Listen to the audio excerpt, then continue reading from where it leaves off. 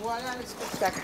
Dans le sas d'entrée du bâtiment, les flammes n'ont rien épargné. Tout a brûlé, même la machine à boisson. Ici, on venait remplir un dossier pour la CAF, chercher un conseil juridique ou rencontrer une assistante sociale.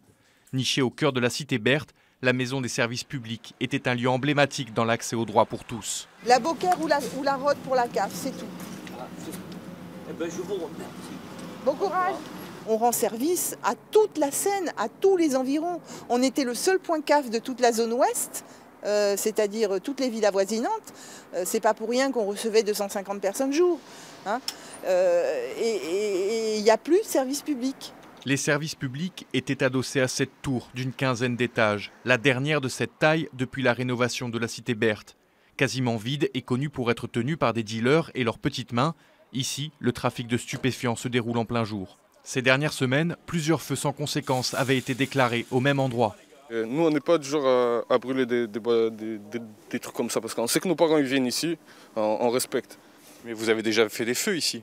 Ouais, on a fait des feux pour rester entre Oui, nous. les feux, ouais, après c'est un autre truc. C'est un autre truc, mais là, ça, exactement, c'est pas nous. C'est pas des gens du quartier en tout cas. Une enquête a été ouverte au commissariat de la Seine. En attendant, les experts de la police scientifique ont laissé place aux experts des assurances.